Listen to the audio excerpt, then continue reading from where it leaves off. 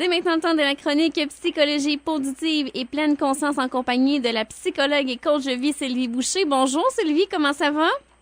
Bonjour Amélie, ça va vraiment, vraiment bien.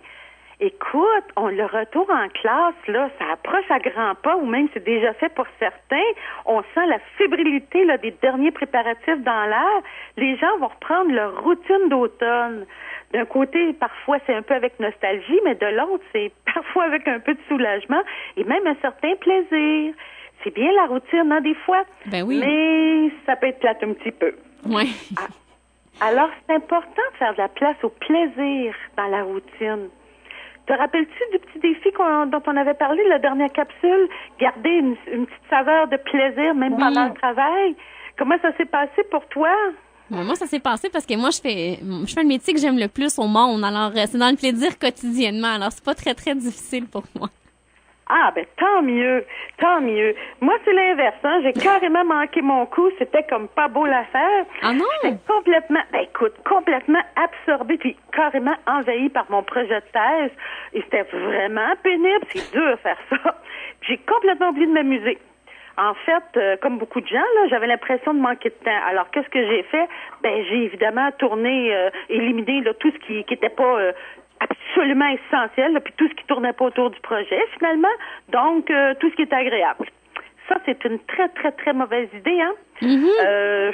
Une chance, après la capsule, là, je devrais faire une série d'activités agréables pour avoir enfin des émotions positives. Et moi, rapidement, parce que je veux pas prendre trop de temps de ta chronique, moi, j'ai commencé un truc qui ça s'appelle le Miracle Morning. Je sais pas si t'en as entendu parler, où on invite les gens à faire un lifesaver à tous les jours. Alors, ce qui veut dire un peu de méditation, en fait, du silence, de l'affirmation, des phrases positives sur des trucs qu'on veut améliorer dans sa vie, qu'on veut voir arriver, de la visualisation avec un mur de visualisation, de l'écriture, de la lecture et de l'activité physique. Et on nous recommande de faire ça tous les matins et je dois dire que ça a changé ma vie. Ah, ben tant mieux. Donc, si pour toi, ça te fait vivre des moments agréables et que ça te permet d'avoir une meilleure journée, quelle bonne idée. Quelle bonne idée. En fait, si on peut avoir un rituel le matin là qui nous permet, c'est ça, de bien partir du bon pied, là, c'est une excellente idée. Parce que tu vois, les émotions positives, c'est important. Il faut qu'on en vive. Aujourd'hui, la capsule, c'est de ça qu'on parle. Tu sais, on parlait du modèle PERMA. Oui. Ben là, aujourd'hui, on prend le E de PERMA, donc les émotions positives. En fait, tu vois, les chercheurs, on sait depuis longtemps là, avec les chercheurs que les émotions négatives, ça sert à quelque chose. Ça sert à assurer la survie de l'espèce. Oh, bon, par exemple, si tu as peur, ben ça te signale un danger, puis ça te permet de fuir. Si tu es fâché, ben ça te donne l'énergie pour te défendre. Mais les émotions positives, on savait pas à quoi elles servaient. As-tu une idée à quoi ça peut servir, une émotion positive, Amélie? À améliorer sa vie, à être plus zen, je sais pas. Oui, et c'est une très belle fonction, mais ça va un petit peu plus loin que ça. En fait, les émotions, ça passe vite. Hein? Alors, on pensait évidemment qu'elles servaient à rien d'autre que ça, de nous rendre la vie agréable. Mais il semblerait que les émotions positives ont aussi des fonctions, évidemment différentes de celles des émotions négatives, mais qui influencent quand même la survie de l'espèce, mais à plus long terme. C'est une madame Fredrickson, c'est une chercheuse très reconnue dans le domaine de la psychologie positive, qui nous explique ça avec sa théorie. Écoute, ça s'appelle un nom épouvantable, étendre et développer. On dirait du beurre de pinot. Mais en anglais, ça s'appelle Broaden and Build Theory. Ce que ça veut dire, dans le fond, c'est que quand tu ressens une émotion négative, ton attention devient très concentrée. Hein? Ça rétrécit ton champ d'attention. Par exemple, si tu te promènes dans la forêt puis que tu arrives face à face avec un ours, là, ben ton attention va probablement être centrée sur l'ours et tu verras peut-être plus les petites fleurs et les petits écureuils qui sont là quand même.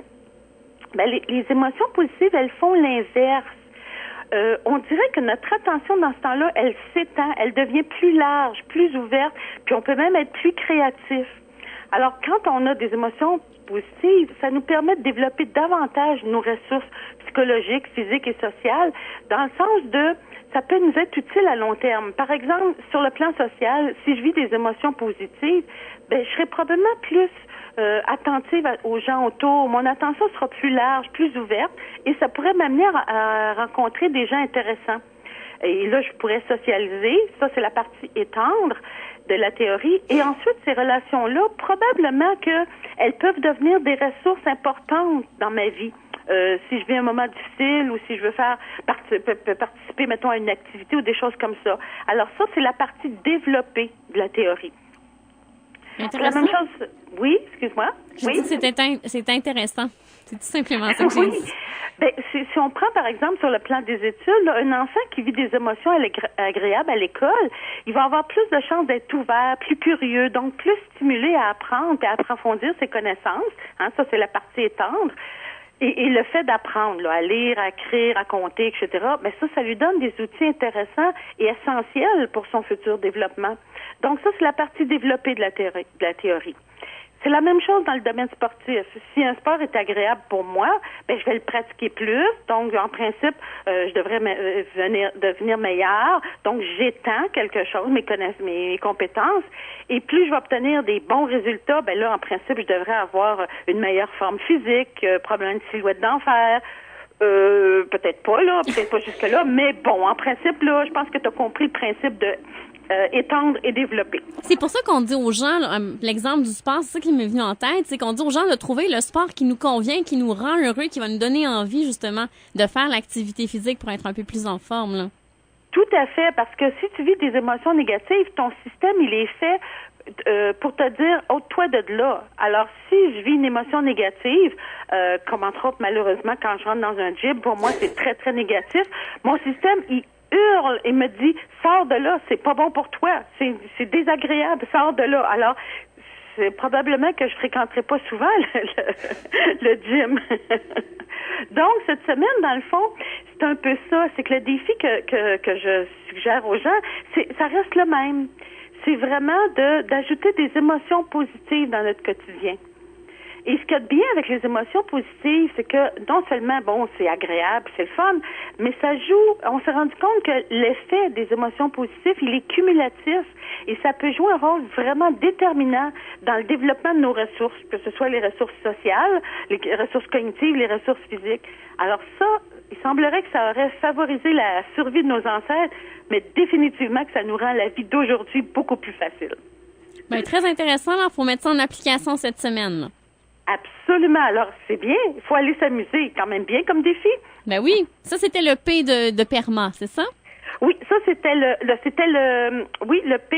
Et la semaine prochaine, ben, en fait, dans la prochaine capsule, on va parler de la lettre E du modèle PERMA.